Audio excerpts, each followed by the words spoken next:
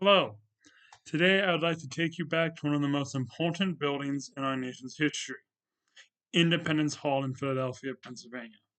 Originally known as the Pennsylvania State House, this building was the seat of the Pennsylvania State Assembly and a vital center of our continental government even before the Revolution began. But during the Revolutionary era, there were some changes to the building as far as what went on within the confines of the walls. Independence Hall became far more than a local meeting house. Within this building, decisive actions were taken that shaped the course of not just American history, but world history. It was here that George Washington was appointed Commander in Chief of the newly formed Continental Army, a decision that would ultimately lead to victory in the fight for independence. This is because the Second Continental Congress was located within the what is now called Independence Hall. Most famously, Independence Hall is where both the Declaration of Independence as well as the United States Constitution were both signed. Delegates from across the colonies gathered in that very spot to debate and to compromise and to lay the foundation for a new nation. The Pennsylvania Assembly, which shared the building at that time with the Continental Congress, began the process of disbanding once independence was drafted, symbolizing the shift from a colonial governance to national unity. There have been several interpretations of just the importance of this building.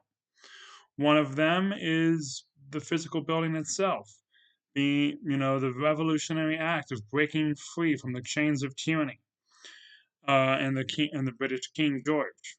Thus, the building's importance is considered to be on the same level as many of the battlefields and other locations which have existed since the Revolutionary era and played famous roles in the American Revolution.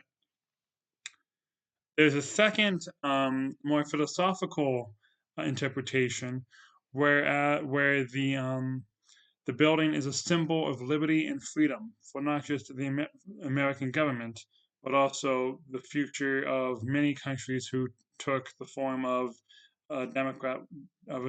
democracy or a republic after the American Revolution.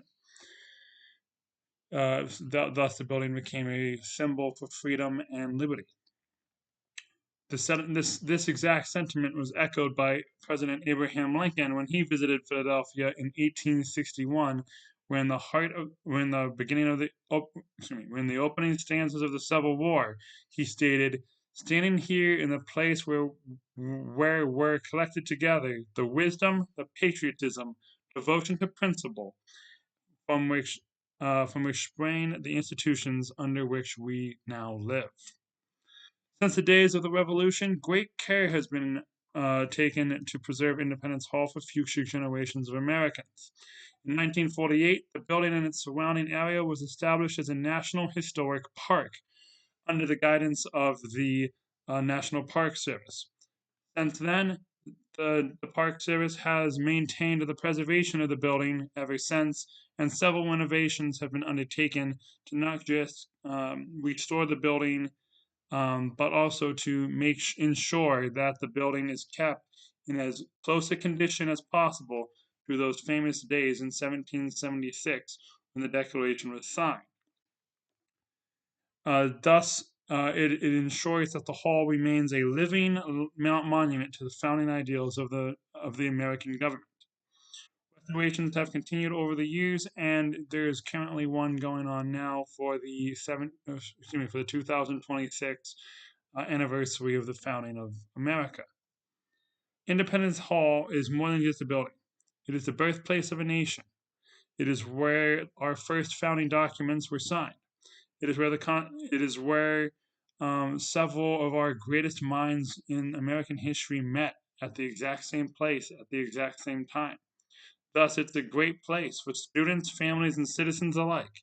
It's a perfect destination for a field trip, offering not only a glimpse into history, but also a reminder of the courage, vision, and unity that helped give rise to the United States as a nation. Thank you.